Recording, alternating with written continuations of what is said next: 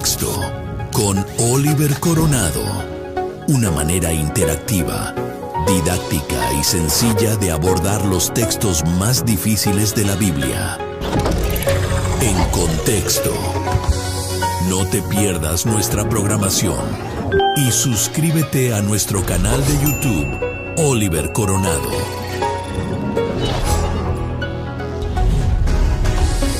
Muy pronto los pasajes difíciles de la Biblia se convertirán en un manantial de sabiduría. En Contexto, con Oliver Coronado. Como reza el dicho, porque un texto sin contexto es un pretexto. No te lo pierdas. Sábados abolidos. Mando un abrazo grande para todos. Vamos a tener un estudio sumamente interesante. Sábados abolidos. De antemano, muchos saludos para todos, muchas bendiciones y que el Señor me los bendiga donde quiera que se encuentren.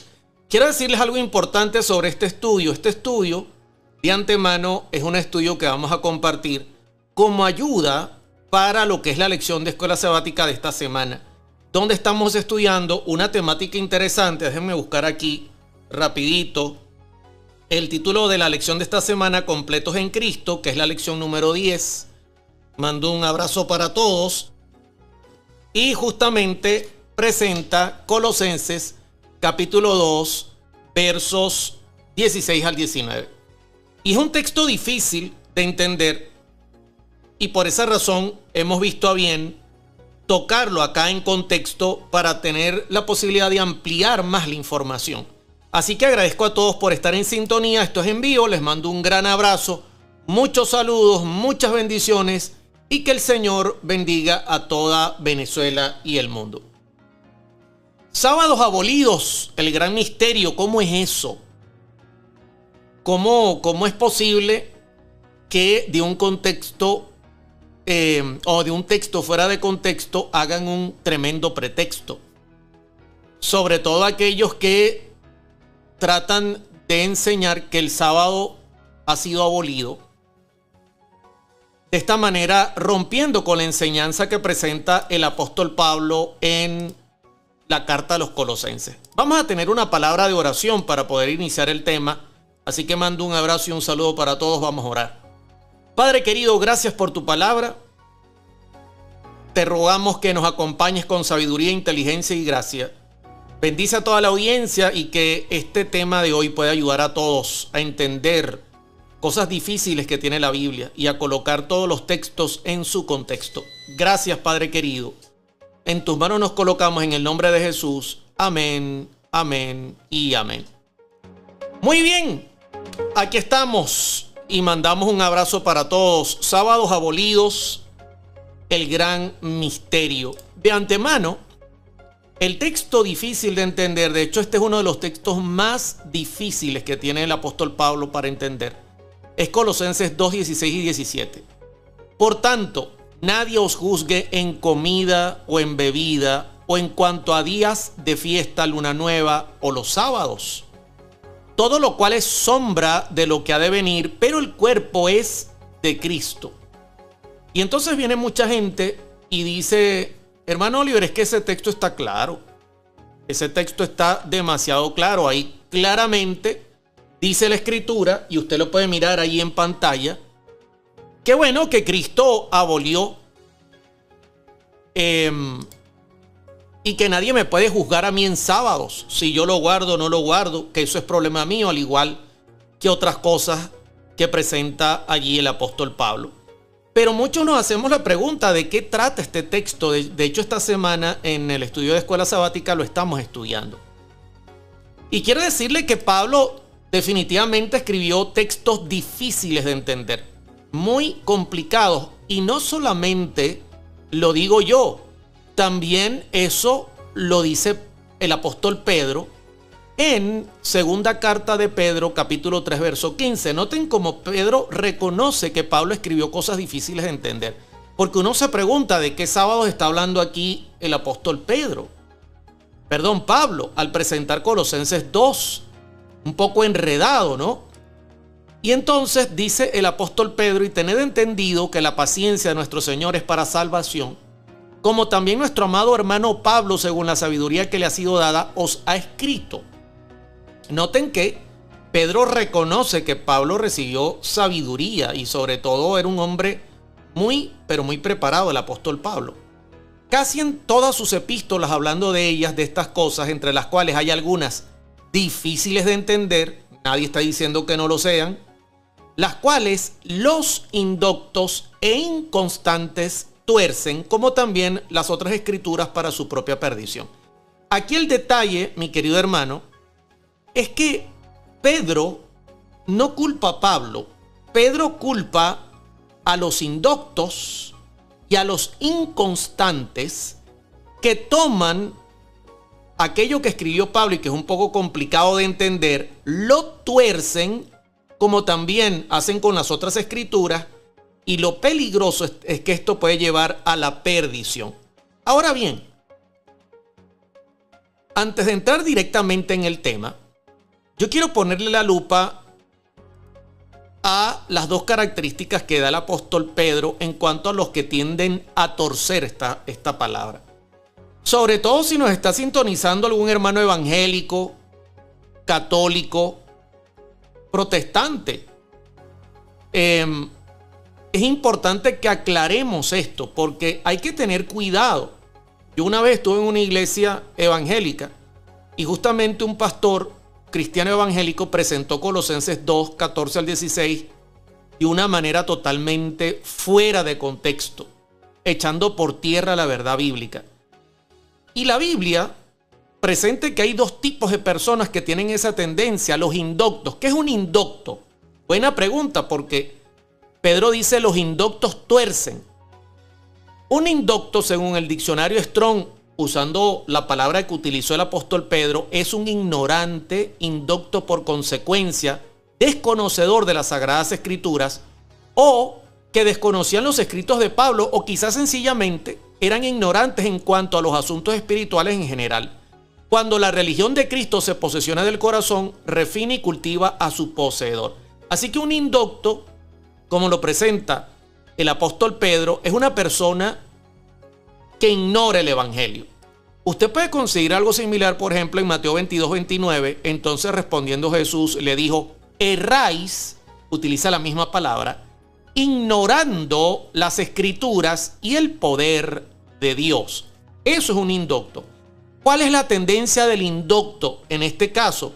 No, la tendencia del indocto, como lo presenta aquí el apóstol Pedro, es a tomar Colosenses 2, 16 y 17 y decir, no, Cristo vino y clavó la ley en la cruz y de esa manera abolió los mandamientos y por esa razón nadie me juzgue a mí en sábado. O sea, a mí ya el sábado para nada tiene que ver con mi vida espiritual. Pero aparte de eso está el inconstante, que es diferente al indocto, pero que también tuerce la escritura y es una característica diferente al indocto. Noten que son dos. ¿Y qué es el inconstante? Que es otro que tiene esa tendencia de tomar el texto, malinterpretarlo a su conveniencia. En griego es la palabra astrictos, sin firmeza, inestable. La referencia de Pedro también podría incluir a hombres que eran extraviados por la mala influencia de los falsos maestros. Eso lo dice el comentario bíblico adventista. Así que tenemos ahora también los que no tienen firmeza y por supuesto buscan cualquier pretexto para poder vivir una vida de libertinaje dentro del evangelio. Noten, por ejemplo, en Santiago capítulo 1, versos 5 y 6. Dice, y si alguno de vosotros tiene falta de sabiduría, pídala a Dios, el cual da a todos abundantemente y sin reproche y le será dada. Ese es mi texto favorito del libro de Santiago. De hecho, yo lo uso mucho en este programa en contexto. Pero pida con fe, no dudando nada, porque el que dude es semejante a la onda del mar. Aquí está el inconstante, que es arrastrada por el viento y echada de una parte a otra. Noten el inconstante, ¿no? Que no tiene firmeza. Lo mandan de un lado al otro. Así que el hombre de doble ánimo es inconstante en todos sus caminos. Santiago 1:8. Y por esa razón, vuelvo y repito, vienen y toman Colosenses capítulo 2, o porque ignoran la escritura, o porque simplemente son inconstantes. Y en esa inconstancia buscan el pretexto más pequeño para decir, no, yo no tengo compromiso, yo con creer me basta. Y bueno, tenemos estas características. Hay que tener cuidado, y yo presento esto como introducción, porque sin duda Colosenses capítulo 2, versos 14 al 16 no es cualquier texto.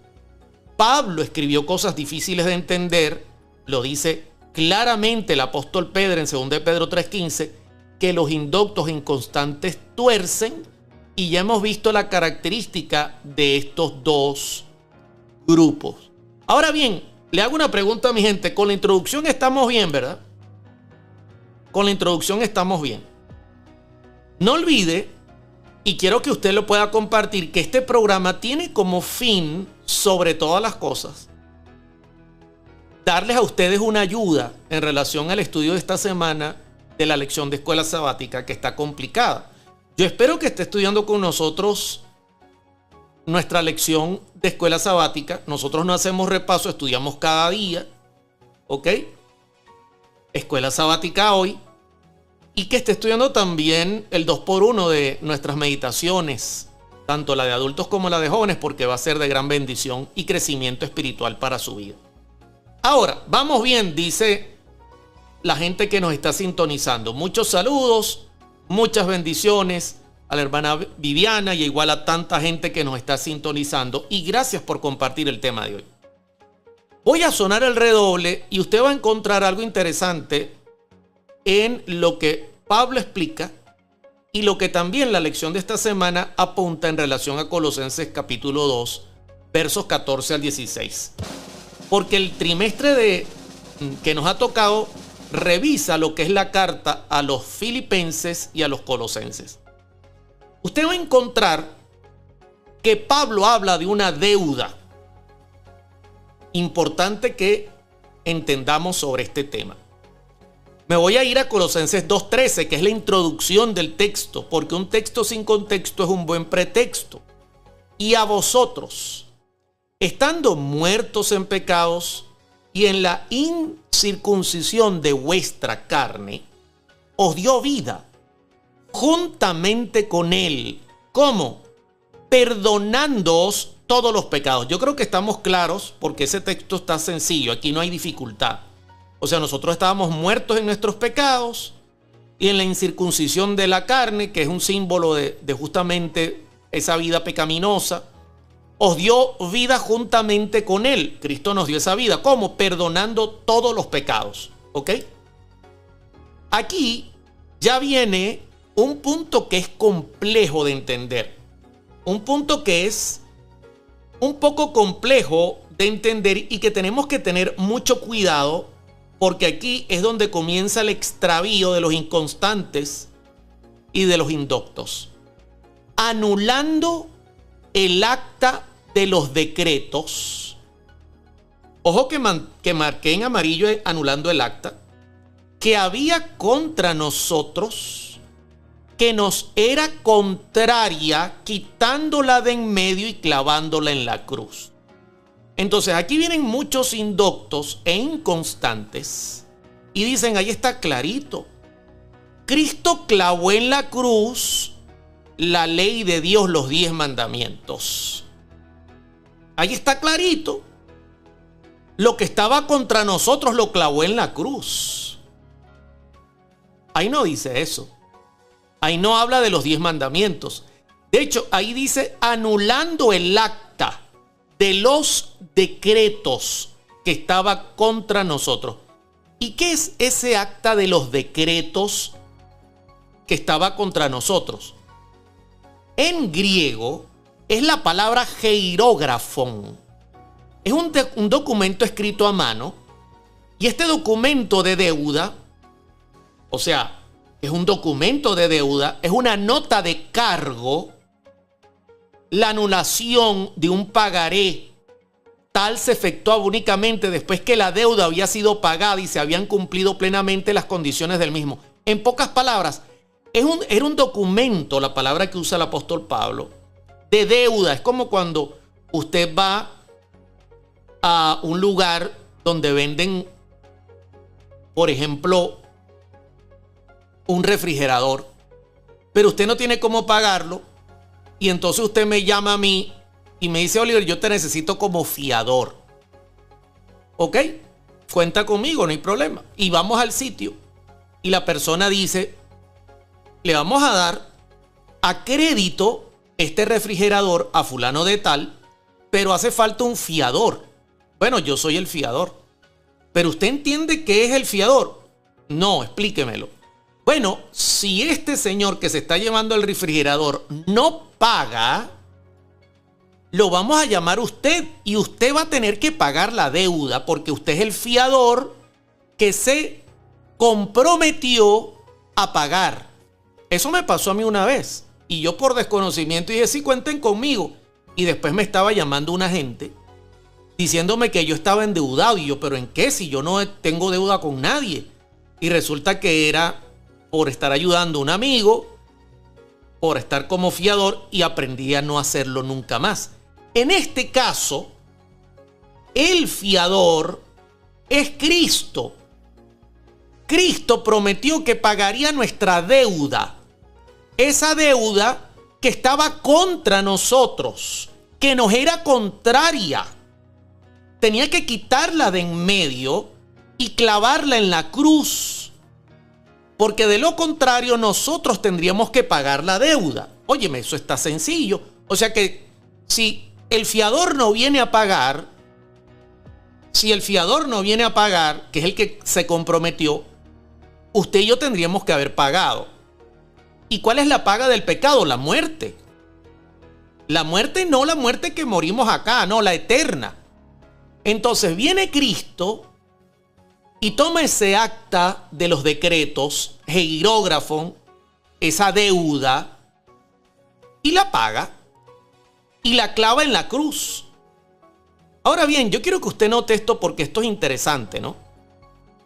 Dice Colosenses 2:15: y despojando a los principados y a las potestades los exhibió públicamente, triunfando sobre ellos en la cruz. Fíjese que Cristo no solamente clava nuestra deuda en la cruz, porque Él era el fiador, sino que además con ese acto de clavar nuestra deuda y salvarnos, porque aquí lo dice claramente el apóstol Pablo, si usted retrocede un poquito, perdonando todos los pecados. Atención que esto va corrido, anulando el acta de los decretos, o sea, pagando la deuda que nosotros teníamos. Como resultado, además, despojó a los principados y a las potestades, que son los ángeles malignos, que estaban en desobediencia, en rebelión contra Dios, los exhibió públicamente triunfando sobre ellos en la cruz. Los dejó en vergüenza, porque ellos decían que no se podía y que no iba a ocurrir, pero Cristo pagó la deuda. Ahora, usted puede notar que Isaías 53:5 es congruente con esta idea. Mire cómo lo dice clarito, porque el Nuevo Testamento no es diferente al Antiguo, simplemente el Antiguo es la base del Nuevo. Dice Isaías 53:5: mas herido fue por nuestras rebeliones. Note qué es lo que Cristo está clavando en la cruz. No es la ley, no son los 10 mandamientos como enseñan en las iglesias evangélicas. Como por ejemplo, en un video, este sacerdote que le gusta hacer debates dice que se eliminó el sábado. Nadie os juzgue en sábado. No, es que Cristo no clavó en la cruz el sábado, ni los 10 mandamientos. Cristo clavó en la cruz nuestra deuda. ¿Y cuál era nuestra deuda? Buena pregunta. Aquí lo dice Isaías: mas él herido fue por nuestras rebeliones, molido por nuestros pecados. El castigo de nuestra paz fue sobre él, y por su llaga fuimos nosotros curados. Entonces, ¿qué clavó Jesús en la cruz? Nuestra deuda, nuestro pecado. Él mismo se hizo pecado y permitió que lo sacrificaran en la cruz para pagar nuestras deudas. Por eso dice, y a vosotros estando muertos en pecados, estábamos muertos. ¿Por qué? Porque Isaías claramente lo presenta. Claramente, éramos rebeldes y lamentablemente no había otra opción. Ajá, ¿y qué más dice? Y en la incircuncisión de vuestra carne, ahí está la pecaminosidad del pecado que es parte de nuestra naturaleza, os dio vida juntamente con él. ¿Cómo? Perdonando todos los pecados. ¿Cómo? Clavando los pecados en la cruz. Se hizo pecado y permitió que lo clavaran en la cruz. Oye, eso es difícil de entender. Yo le hago una pregunta a la gente que nos está sintonizando. ¿Eso es difícil de entender? Le hago una pregunta a la gente que nos... Déjenme ver, a ver cómo puedo yo hacer acá, porque aquí yo tengo un problemita que no me deja hacer la transición. Vamos a ver si cerrando acá me permite hacer la transición. No me está permitiendo. Bueno, le hago una pregunta a mi gente que nos está sintonizando a esta hora mientras yo resuelvo acá. Mientras yo resuelvo acá, porque no sé qué es lo que está pasando, pero no me está dejando hacer transiciones. Y le hago una pregunta a mi gente, esperando que el Señor nos pueda ayudar y bendecir, sobre todo en este momento un poco complicado. Un poco complicado porque aquí no puedo, no sé qué pasó, no me deja abrir la presentación. Y al no dejarme abrir la presentación, entro en un conflicto porque no puedo presentar el tema. Vamos a ver si yo puedo. Vamos a ver si yo puedo de alguna manera abrir acá. En un segundo. Si no, vamos a tener que limitar el tema. Aunque aquí estoy tratando y parece que sí puedo. Estoy volviendo otra vez a abrir la presentación. Muy bien, aquí estamos. Vamos a ver qué está pasando porque esta es una situación un poco extraña que comenzó a ocurrir no hace mucho. Y bueno, quedamos acá y me paso al chat y le pregunto a mi gente. ¿Estamos claros, verdad? ¿Estamos claros? Y ofrezco disculpas por todo ese movimiento que tuvieron que mirar al aire, pero son cosas que pueden pasar. ¿Estamos claros lo que está sucediendo? O sea, no cabe la menor duda, mis queridos hermanos y hermanas, que lo que clavó Cristo en la cruz no fue la ley de Dios. No, realmente lo que clavó Cristo en la cruz fue nuestros pecados, nuestra deuda. Como lo dice claramente la Escritura, anulando el acta de los decretos que había contra nosotros y que nos era contraria, quitándola y clavándola en la cruz, como lo dice allí la Escritura. Ahora bien, llegando a ese punto, y estoy aquí en el chat, déjame ver, a ver, ok, aquí se nos pasó. Llegando a este punto, el apóstol Pablo sigue lo que es el comentario que está haciendo y la explicación que está dando. Noten que en la presentación, Pablo lo que dice es que Cristo anuló el acta de los decretos. Esa deuda que había de parte de la humanidad, Cristo la tomó sobre sí y la clavó en la cruz. O sea, nuestros pecados, por eso se hizo pecado. En ningún momento habla de la ley. Pero ahora Pablo va a entrar en un punto importante y es esta frase, por tanto. ¿Saben que por tanto es una frase que lo que hace es unir la idea anterior? O sea que nosotros estando en nuestros pecados, muertos en nuestros pecados, en nuestra incircuncisión de la carne, nos perdonó, nos salvó, tomó la deuda que teníamos, la clavó en la cruz. Y ahora Pablo dice, por tanto, en base a esa idea, nadie os juzgue en comida o en bebida o en cuanto a días de fiesta, luna nueva o días sábado. Todo lo cual es sombra de lo que ha de venir, pero el cuerpo es de Cristo. Y aquí voy a parar un momento porque es un punto clave. Por tanto, o sea, siendo que Cristo nos salvó, siendo que Cristo pagó nuestra deuda, siendo que Cristo clavó en la cruz nuestros pecados, que era la deuda que teníamos, y nos perdonó. Por tanto, nadie nos juzgue. Y sabe que es increíble. Usted no va a conseguir en ninguna iglesia evangélica o católica que le expliquen las comidas o bebidas que nombra Pablo, o los días de fiesta que nombra Pablo, o la luna nueva que nombra Pablo. Pero sí va a encontrar que le van a explicar que ese sábado que nombra allí es el séptimo día de la semana, el cuarto mandamiento. Increíble. Ellos no entienden lo demás. Lo único que les interesa es que ahí dice sábado. Eso es propio de un indocto y de un inconstante. Atención con eso. Pero aquí vamos a explicarlo, porque aquí nosotros no le tenemos miedo a la Biblia. Al contrario, la palabra de Dios es nuestra amiga. El apóstol Pablo es nuestro amigo. Amén.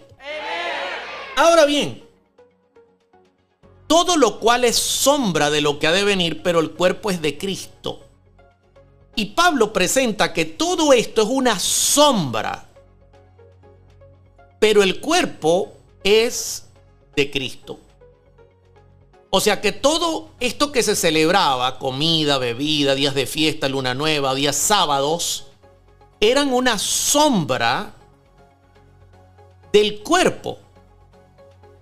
Eso tiene un mensaje profundo, interesante, porque lo que está diciendo Pablo es que lo que estaba haciendo todo esto, estos ritos, estas comidas, estas bebidas, era preparar a la iglesia para recibir a Cristo.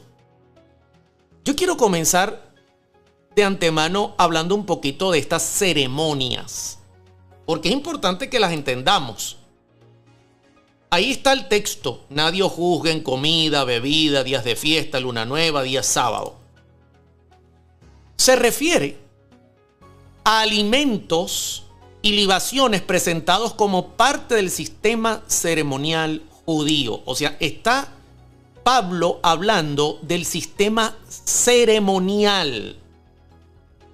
Otros, notando el contexto de la epístola, piensan más bien que tiene que ver con instrucciones o prohibiciones añadidas por los falsos maestros judaizantes o gnósticos.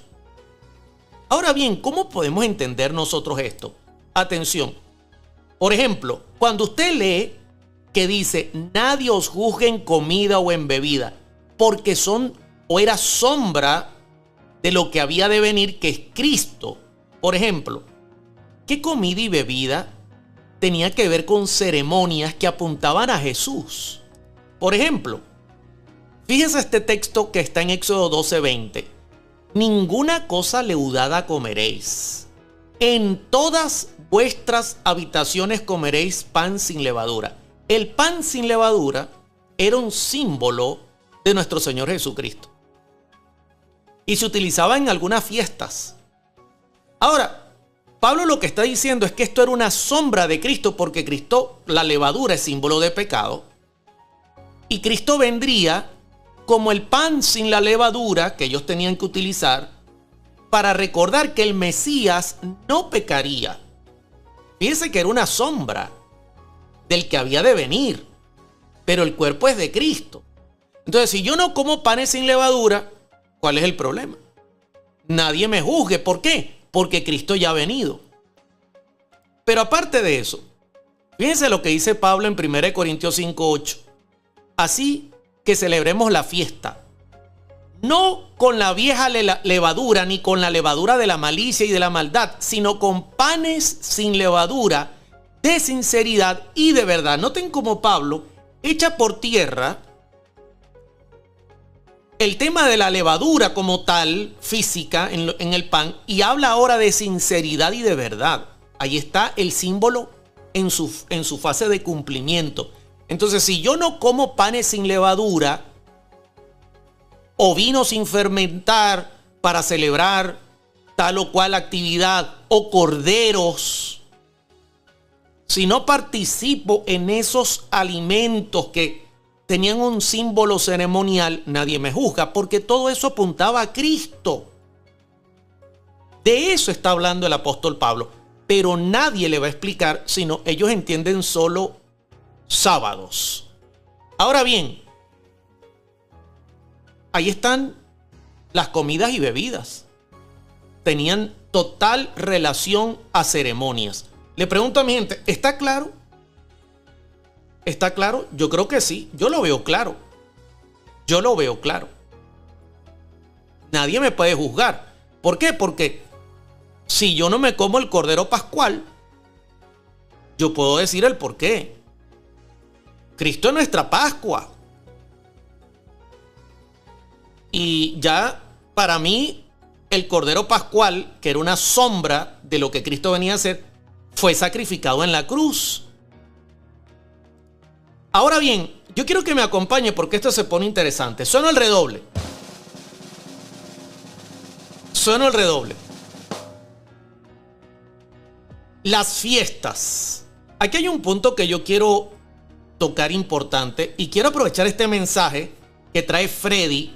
Nadie juzgue, es que los judaizantes querían que siguieran observando las fiestas relacionadas al tabernáculo.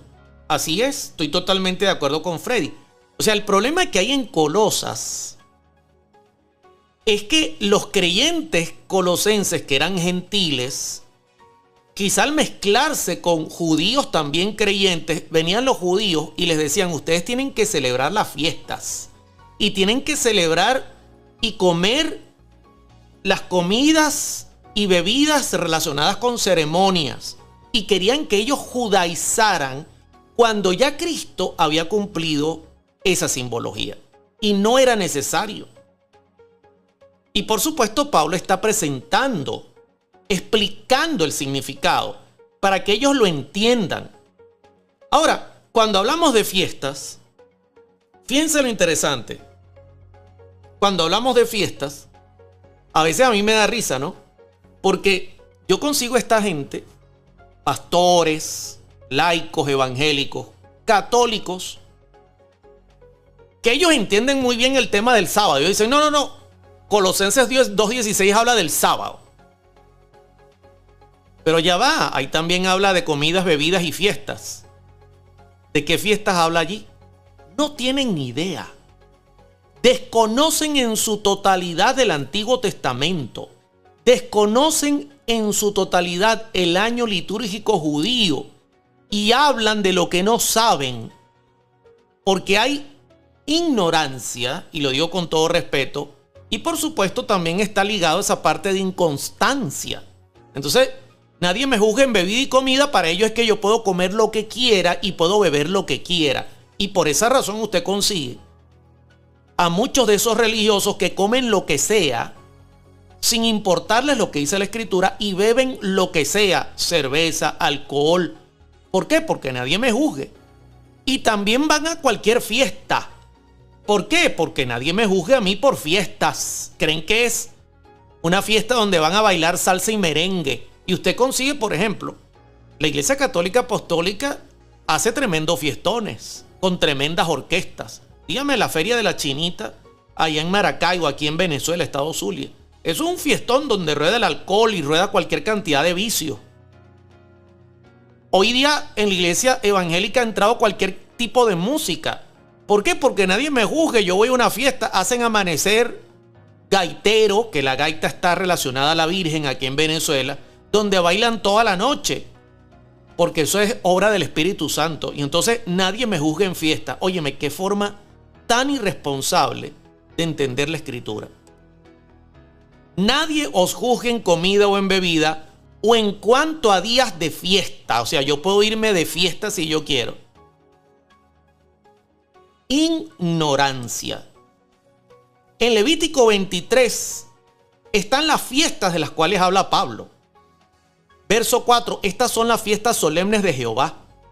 las convocaciones santas a las cuales convocaréis en sus tiempos. Este es el calendario litúrgico judío que comprendía 7 meses y que iniciaba entre marzo y abril y terminaba entre septiembre y octubre, que contenía 7 fiestas. Y entonces en el verso 5 comienza explicando la primera. En el mes primero, a los 14 del mes, entre las 2 tardes, Pascua es de Jehová. Esas son las fiestas, no es porque viene Shakira y entonces nadie me juzgue en fiesta. Yo voy a ir a ver a Shakira que va a estar gratis en México. Por amor al Señor, qué forma tan irresponsable de entender la Escritura. Y no solo eso, sino en los días de Pablo, atención porque estoy conectado también con el folleto de esta semana, en los días de Pablo, ¿sabe lo que hacía la gente? Los judíos querían imponerle a los gentiles que celebraran las fiestas, o sea, querían que judaizaran. Cuando ya Cristo había venido, el cuerpo y la sombra, por supuesto, ya había hecho su función. Voy a hacer una comparación y comparto con ustedes este cuadro tan interesante. Súper interesante este cuadro que voy a compartir con ustedes en la tarde de hoy. Fíjense que aquí hago una comparación de las fiestas. Comenzaban entre marzo y abril y terminaban entre septiembre y octubre. Aquí están las fechas aproximadamente, o mejor dicho, las fechas así como la presenta o lo presenta Levítico capítulo 23. 14 de Nisán, 15 de Nisán, 16 de Nisán, que era el primer mes.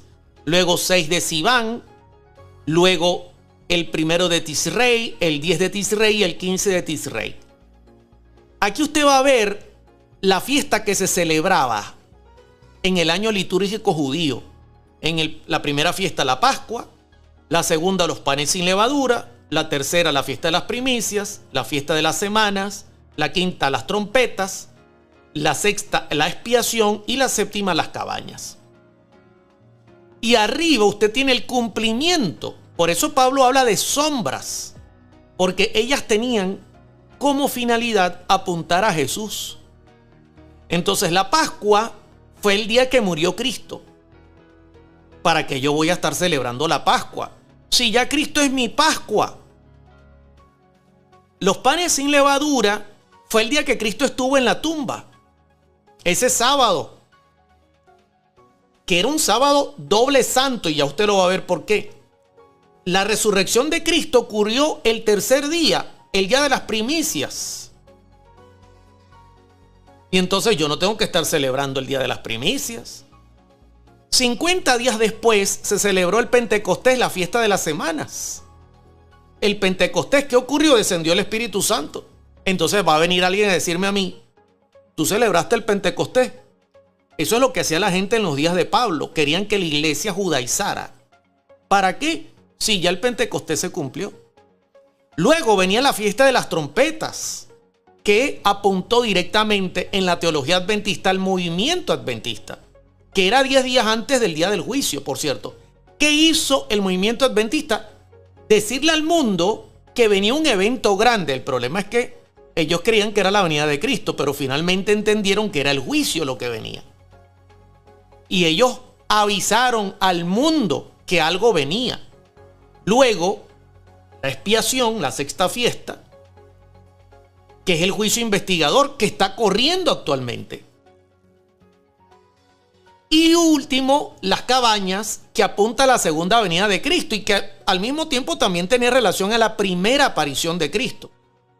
Porque sobre esta fecha, Cristo nace, cumpliéndose Juan capítulo 1, verso 14, y el verbo se hizo carne, y habitó, levantó su tienda, que es justamente la fiesta de las cabañas, donde los judíos salían y colocaban sus tiendas fuera de sus casas para celebrar esos 40 años que estuvieron dando vueltas.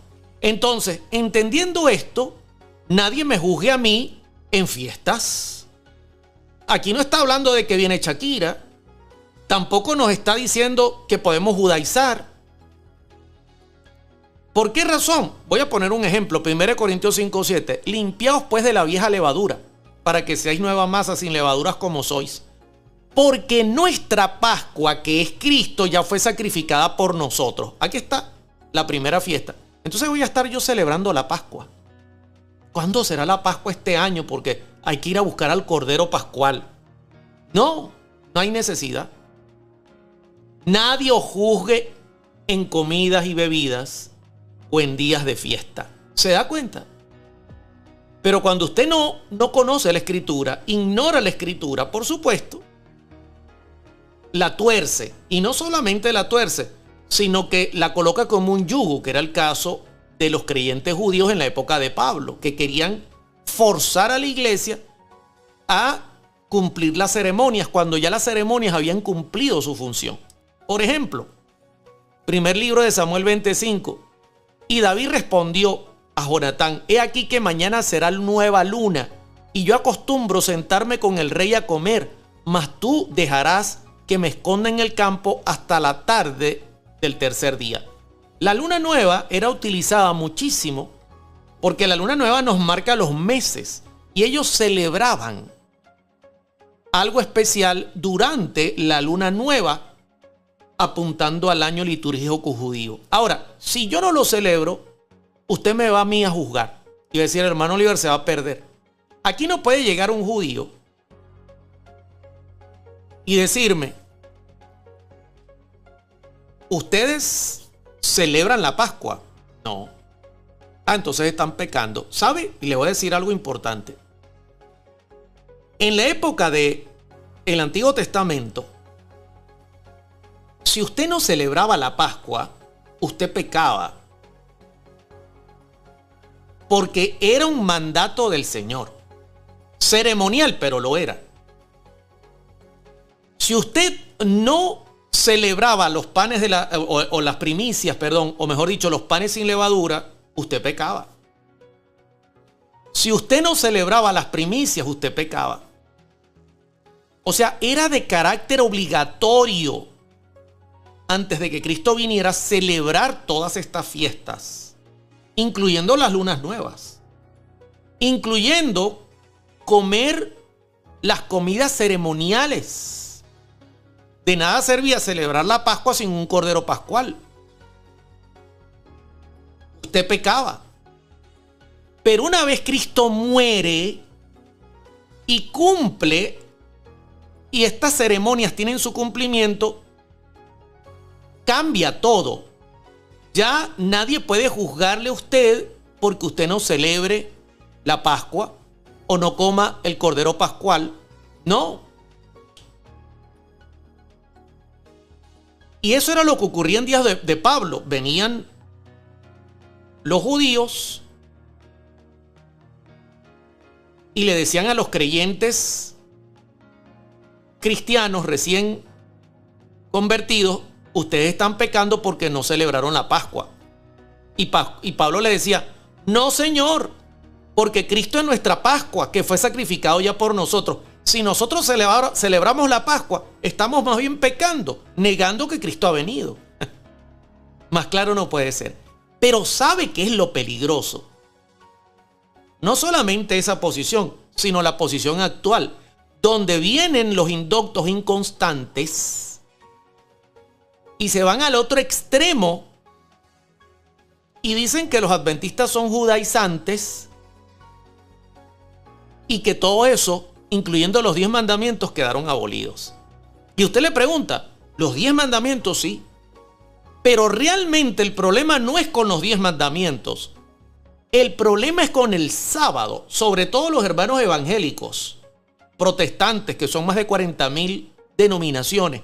Y los católicos tienen un doble problema con el mandamiento que dice: no te harás imágenes o ídolos. Y con el cuarto mandamiento: acuérdate del sábado para santificarlo. Ahora bien, paso ya a la recta final del tema. Recuerden que este tema es una ayuda para el estudio de esta semana. Sueno el redoble. Sueno el redoble. Y venga conmigo. Mira esto tan interesante. Mira esto tan interesante. Ahora vamos a entrar en los sábados. Si hasta aquí van mal, por cuanto nadie os juzgue en comida o en bebida, y yo voy a agarrar eso para decir que yo puedo comer y beber lo que quiera. O en días de fiesta, yo puedo ir a la fiesta que yo quiera ir. O en luna nueva, que ni siquiera saben de qué trata. O en días sábados. Y entonces viene el hermano evangélico, viene el hermano católico y dice, aleluya, ya yo no tengo que guardar el sábado. Cuarto mandamiento de la ley de Dios. Increíble.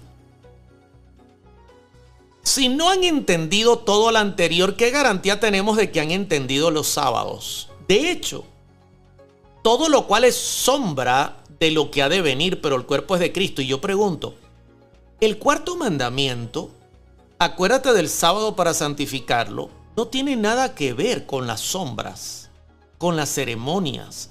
De hecho, cuando usted lee Génesis capítulo 2 del 1 al 3, usted consigue que el sábado fue santificado antes del pecado. No tiene relación al pecado. Entonces, ¿de qué está hablando Pablo aquí? Buena pregunta. En Levítico 23, usted va a conseguir la respuesta. Habla a los hijos de Israel y diles, verso 2, las fiestas solemnes de Jehová, las cuales proclamaréis como santas convocaciones, serán estas. 6 días se trabajará, más el séptimo día de reposo, santa convocación, ningún trabajo haréis. Día de reposo es de Jehová en donde quiera que habitéis. Noten que lo primero que hace Moisés es una distinción entre el séptimo día de la semana, el sábado, y las fiestas ceremoniales, porque luego del verso 3 es que comienza la lista de las fiestas. Y por eso usted consigue que luego en el verso número 4 dice, y estas son las fiestas solemnes de Jehová. O sea, primera cosa importante, verso 3, el séptimo día es día de reposo. Note que está hablando en singular, santa convocación. Ningún trabajo haréis. Día de reposo es donde quiera que habitéis. Y luego dice, verso 4, ahora sí les voy a presentar. Estas son las fiestas solemnes de Jehová, las santas convocaciones a las cuales convocaréis en sus tiempos.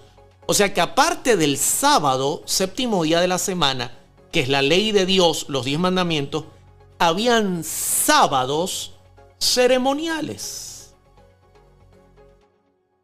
Y Dios hace distinción entre el séptimo día de la semana y estos sábados ceremoniales. El sábado es diferente de todas las otras fiestas y santas convocaciones. Levítico 23:37, Levítico 23:38. Por cuanto se originó en la creación, Génesis 2 del 1 al 3. Mientras que las fiestas y los sábados anuales se originaron con la nación judía. Ahora, yo quiero que aquí nos concentremos y yo necesito que ustedes aquí se concentren conmigo. Porque aquí usted va a entender la diferencia entre el séptimo día de la semana, que forma parte de la ley de Dios, que es el santo sábado que nosotros semanalmente guardamos en conmemoración a la creación, que no tiene relación al pecado, ni que era sombra, porque fue colocado como institución en el Edén y no había pecado. Yo quiero que usted entienda cuál es la diferencia de ese sábado, cuarto mandamiento escrito con el dedo de Dios en tablas de piedra, y los sábados ceremoniales. Y yo se lo voy a explicar de manera muy pero muy sencilla y usted lo va a entender. Es más, si usted puede, hágale una foto a esta imagen. Aproveche y hágale una foto. La voy a poner un poco más pequeña. Ahí. Aproveche y hágale una foto a esta imagen. Porque esta imagen es importante. Hágale una foto que ya voy a explicársela. Espero que le aproveche y le haga un capture, una foto. Y usted la pueda tener este sábado para explicarla. Porque aquí usted va a quedar claro por qué nosotros no tenemos que celebrar en primer lugar estos sábados ceremoniales? ¿Y por qué Colosenses 2, 16 y 17 no habla del sábado, séptimo día de la semana, cuarto mandamiento de la ley de Dios? Listo, le hizo el capture, ok. Me paso acá rápidamente porque estoy cerrando. Entre las 7 fiestas, y voy a echar esto un poquito para acá, yo creo que ahí lo ve bien. Entre las 7 fiestas que se celebraban, que están en Levítico 23, que está la Pascua, los panes sin levadura, las primicias, la fiesta de las semanas, las trompetas, la expiación y las cabañas, que representa la cruz, Cristo en la tumba, Cristo resucitando, el Pentecostés 50 días después de la resurrección, el movimiento adventista, el juicio investigador y la segunda venida. 7 fiestas que iniciaban entre marzo y abril y que ocupaban 7 meses terminando entre septiembre y octubre. Habían, escúchenme bien lo que le voy a decir, 7 sábados ceremoniales dentro de ese calendario litúrgico. 7 sábados ceremoniales. Y usted dirá, hermano Oli, ¿qué significa eso? Bueno, simplemente Dios lo decretaba sábado ceremonial, se celebraba como si fuese un sábado, séptimo día de la semana, no se podía hacer ningún trabajo, y al mismo tiempo se celebraba la fiesta en cuestión. Para que usted tenga una idea, los panes sin levadura tenían 2 sábados ceremoniales. Aquí se lo estoy colocando, mire. En el calendario, el día 15 y el día 21 del primer mes, por eso dice 15-21/1, del día 15 al 21 del primer mes se celebraba la fiesta de la Pascua y panes sin levadura. Ahora bien, el 15 y el 21 eran sábados ceremoniales. 2 sábados tenía esta fiesta. Las primicias no tenía. La fiesta de las semanas, o sea, el Pentecostés, tenía un sábado ceremonial que era el 6º día del mes 3, del tercer mes del año litúrgico. Este día fue el día que los discípulos están reunidos, por ejemplo, unánimes, y desciende el Espíritu Santo sobre ellos y son llenos del Espíritu Santo. Era un sábado ceremonial, pero realmente ya no se estaba celebrando porque Cristo había muerto y resucitado. Pero la Biblia dice que era el día del Pentecostés. Fíjese lo interesante, ¿no? Ellos no estaban celebrando el Pentecostés, estaban esperando el derramamiento del Espíritu Santo. Y por supuesto había judíos de todo lugar visitando porque era una de las fiestas que exigía eso. Y se celebraba como si fuese un sábado, séptimo día de la semana. Este primer sábado fue el sábado que Cristo estuvo en la tumba. Por eso el apuro por parte de los judíos de crucificar a Cristo y matarlo, porque venía un sábado de sábados, porque para colmo, ese primer sábado de los panes sin levadura caía un sábado, séptimo día, o sea, era doblemente santo, y había un apuro de matarlo, y luego el apuro también, usted lo entiende ahora, de parte de José de Arimatea y de Nicodemo de bajarlo de la cruz, llevarlo a la tumba.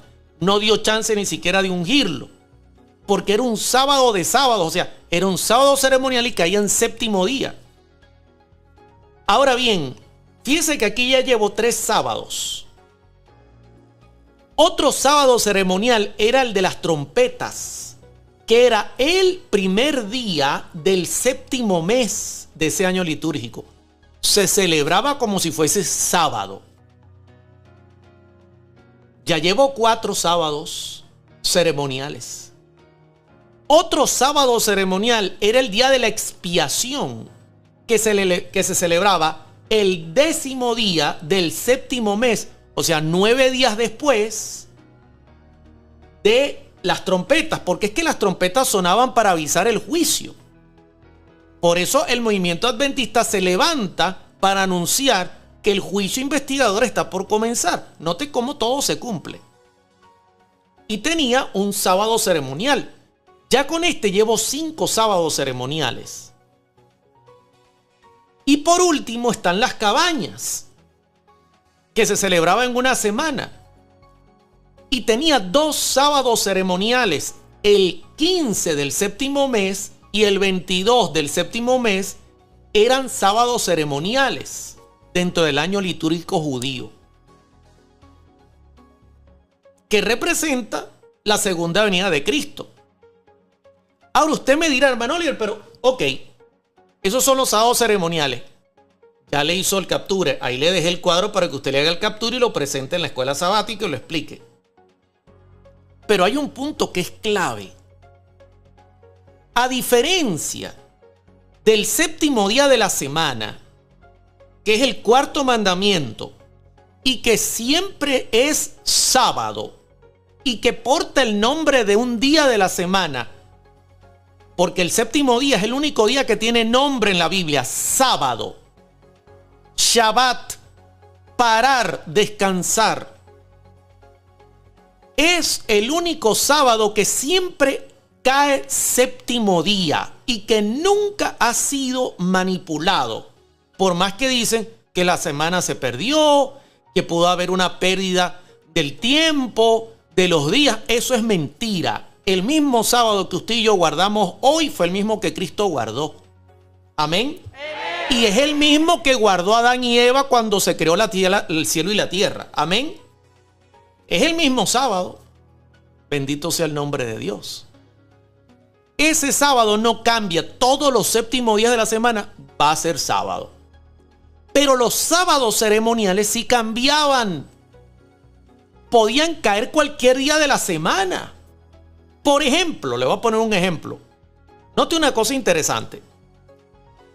El día de la expiación es el 10º día del 7º mes en el año litúrgico judío.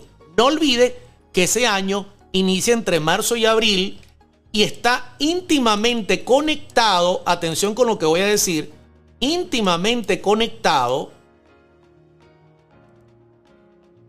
con la luna nueva, que es la que indica que inicia el mes. Por eso se celebraba la luna nueva. Entonces, el juicio investigador, el día de la expiación, el 10º día del 7º mes, era un sábado ceremonial. ¿Sabe qué día cayó el 10º día del 7º mes el año pasado? 2025, aquí lo tengo. Fue entre la noche del domingo 20 de septiembre de 2026 y lunes 21 de septiembre de 2026. ¿Por qué lo colocan así? Para tratar de acoplarlo al calendario actual. Pero si usted nota, realmente cayó el lunes 21 de septiembre. ¿Por qué? Porque la noche antecede al día y la noche del lunes 21 comenzó el Yom Kippur corriendo todo el lunes. O sea que no cayó sábado. Si estuviésemos en los días antes de la venida de Cristo, ese lunes hubiese sido un día de reposo como el 7º día y hubiésemos tenido que parar, no trabajar y dedicarlo a Jehová, celebrando conforme a la fiesta, comiendo lo que la fiesta indicaba que se tenía que comer, haciendo lo que la fiesta indicaba que se tenía que hacer. Y note que no caía sábado, caía un lunes.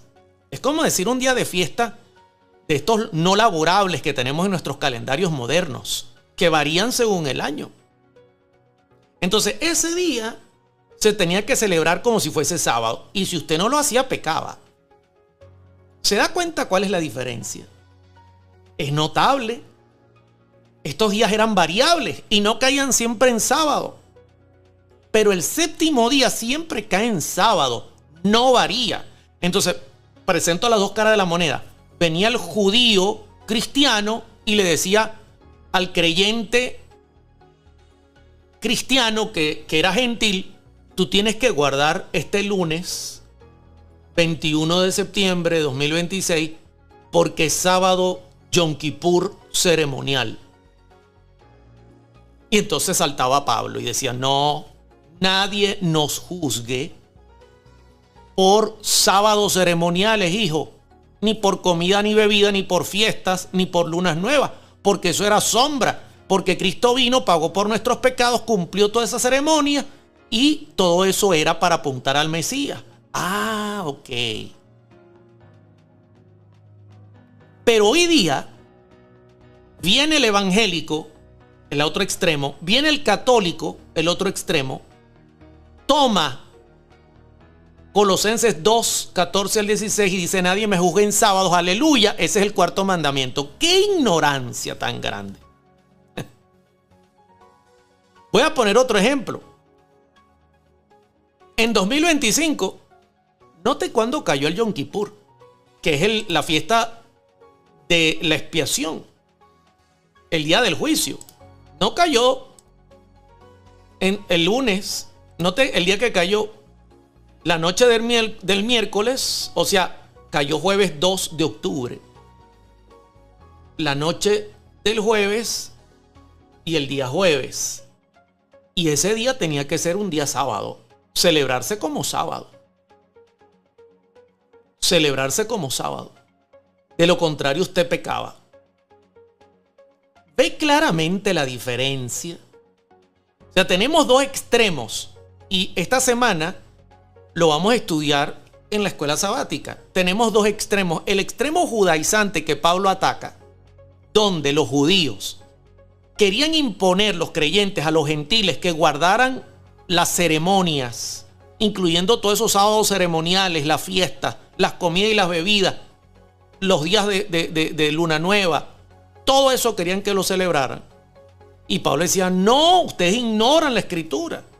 Y por otro lado, hoy día tenemos a indoctos e inconstantes que tuercen la escritura y agarran los textos de Pablo, como dice Pedro, para decir: no, todo eso quedó abolido.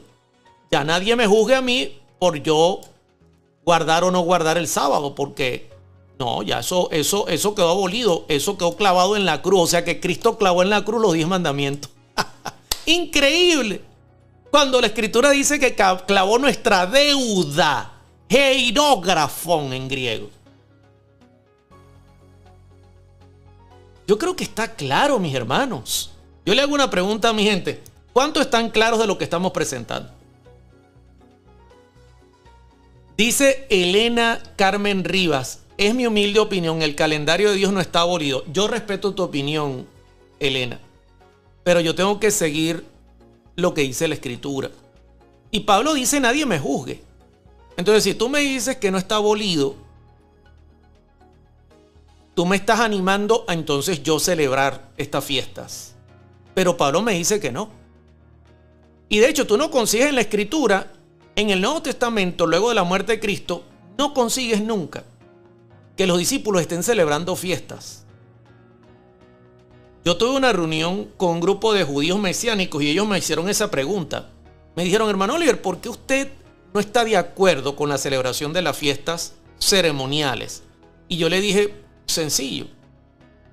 ¿Ustedes son creyentes del Nuevo Testamento? Sí. Bueno, ¿dónde la escritura presenta que los discípulos celebraron, después de la muerte de Jesús, las fiestas ceremoniales? ¿Dónde la escritura dice que celebraron algún sábado ceremonial?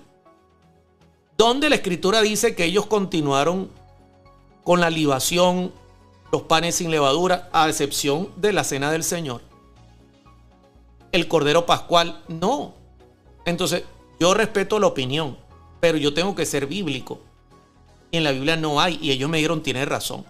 Si ustedes me consiguen que los discípulos celebran la Pascua, las primicias, los panes sin levadura, las primicias, el Pentecostés, las trompetas, el día del juicio Yom Kippur y las cabañas, si ustedes me consiguen eso, entonces nos sentamos a hablar. Pero es que no lo hay. No lo hay. Entonces tenemos que estar atentos a estos dos puntos, hermano. Con esto cierro el estudio de hoy. Agradezco su paciencia. Yo sé que era un estudio un poquito más largo de lo común.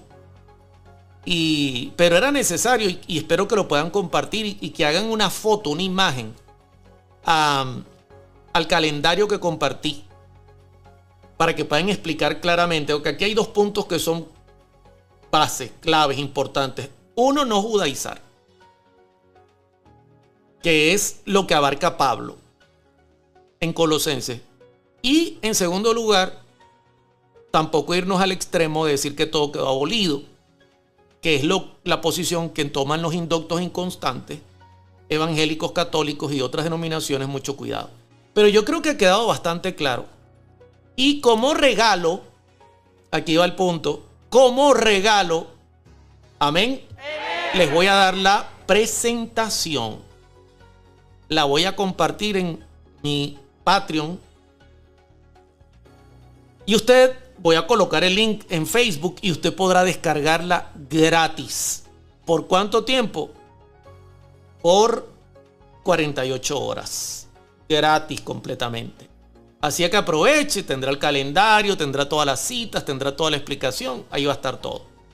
Gracias por acompañarnos. Me alegra mucho que nos hayan podido acompañar. ¿Qué les parece si oramos? Porque tenemos que orar.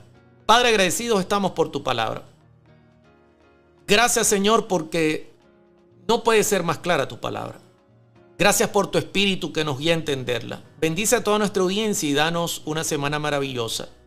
Porque te lo rogamos, Señor, suplicando por todos nosotros y nuestros hermanos, familiares y amigos en el nombre de Jesús. Amén, amén y amén. Un abrazo grande, se les quiere mucho. Gracias por compartir. Aprovechen y descarguen el tema y nos oímos y nos vemos mañana a la misma hora y por el mismo canal. Que Dios les bendiga. Cuídense mucho, se les quiere mucho y de gratis. En Contexto, con Oliver Coronado. Una manera interactiva, didáctica y sencilla de abordar los textos más difíciles de la Biblia. En Contexto. No te pierdas nuestra programación y suscríbete a nuestro canal de YouTube, Oliver Coronado.